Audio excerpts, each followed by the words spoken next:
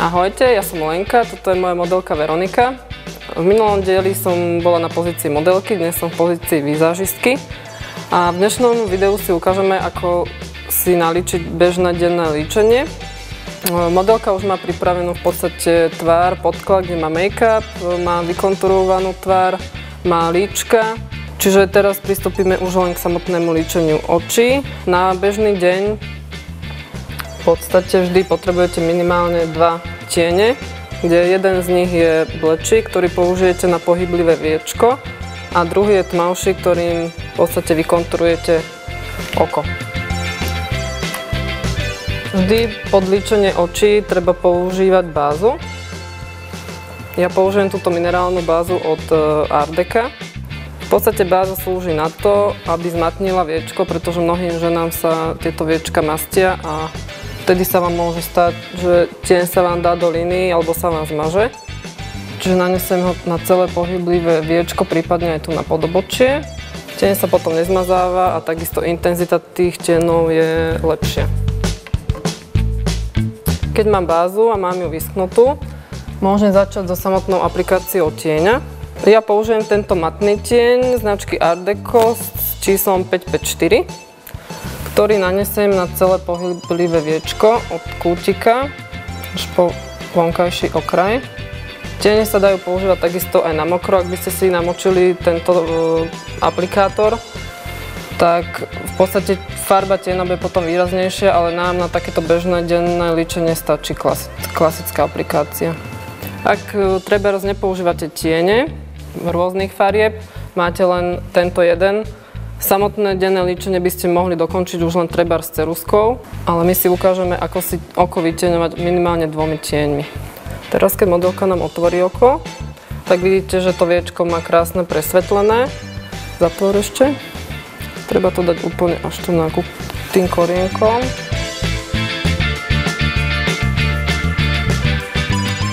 Už keď máme takto oko vytieňované, zoberieme si tmavší odtieň, tiež použijem matný, číslo 527. Tieto matné tiene v podstate sa teraz používajú veľmi často, lebo dámy majú obľúbené takéto nude, bežné denné líčenie, nie je niečo výrazné. Takže preto sme my zvolili tento tieň. Pigmentácia je veľmi dobrá, keď vidíte v podstate tú intenzitu farby. Tak.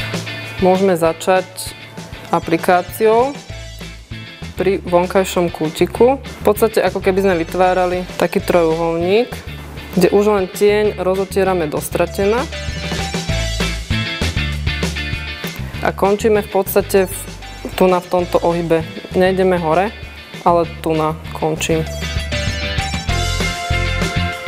Ak máte štetec, môžete si pomôcť na rozotieranie potom samotným štetcom, takzvaným blendovacím, ktorým túto prácu rozpracujete úplne až do stratená. V podstate vy sami si regulujete tú intenzitu.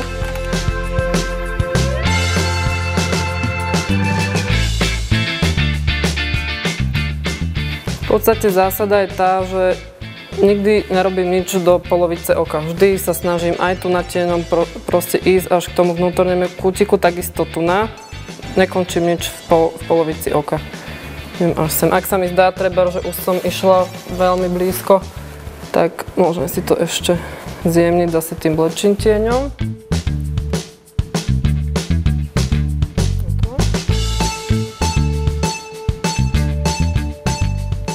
Farbu v podstate môžem aplikovať až dovtedy, kým môj výsledný efekt nie je taký, aký si predstavujem.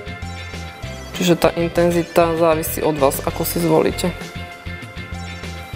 Keď mám očko vytieňované, na bežný deň nemusíte používať linku, môžete použiť len ceruzku. Ja použijem túto Ardeko klasickú kajalovú číslo 4.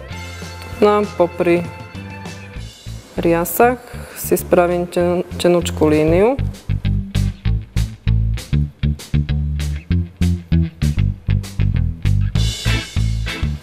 A teraz máte možnosť, buď si ceruzku necháte klasicky, otvor očko na kameru, alebo si zoberete tieň a ešte trošku dostratená, v podstate tieňom zapracujete dostratená, aby to vyzeralo viacej prirodzenejšie.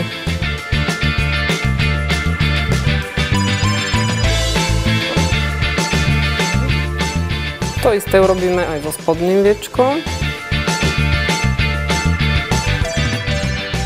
nakreslím tenkú líniu a rozmažem do stratena.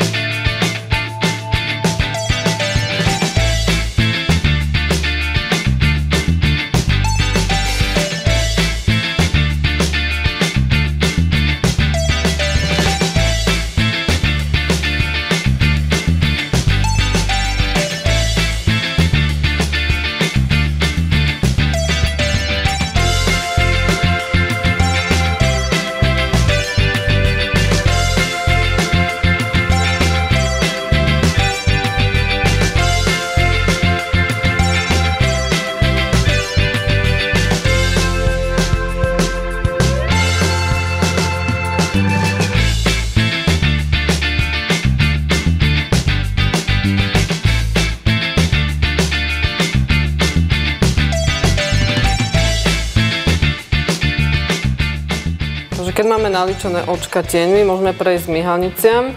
Art Deco má dva skvelé produkty. Jedno je nočná starostlivosť. Je to veľmi vhodné pre tie ženy, ktoré trebárs používali 3D myhalnice. A majú tých myhalniček teraz pomenej, nanáša sa to v noci, potom kľudne s tým spať. A vyživí to myhalnice a zvýši sa v podstate rýchlosť rastu. Potom druhý produkt je Lash Booster Volumizing Mascara. Je to v podstate podklad pod klasickú maskaru, špirálu. Čiže tu si teraz aj nanesieme. Má klasický šetec ako ostatná iná špirálka, pozri dole. Od korienkov až ku končekom.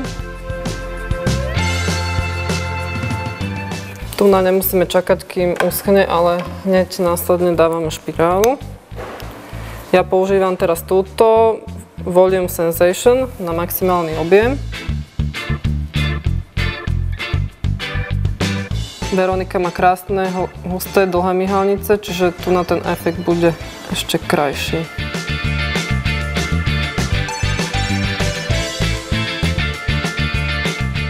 To isté zopakujeme aj na druhom oku.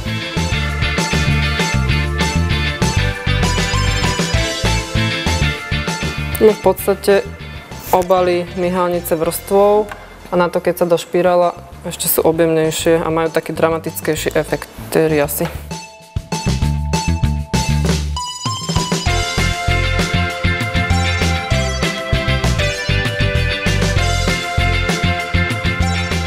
Takže tu na tých horných myhalniciach sme docelili taký hustý dramatický efekt. Na spodné myhalnice použijem túto Curl and Style maskaru, ktorá má takýto šteček. V podstate je lepšia na nanášanie farby na tieto spodné myhalnice, pretože je menšia. Čiže krásne ňou viete predĺžiť aj tie najkratšie myhalnice.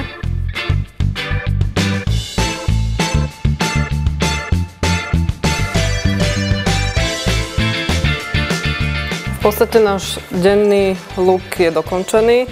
Takto môžete ísť do práce alebo do školy a v ďalšom videu si ukážeme, ako z takéhoto denného líčenia urobiť za pár minút večerné líčenie.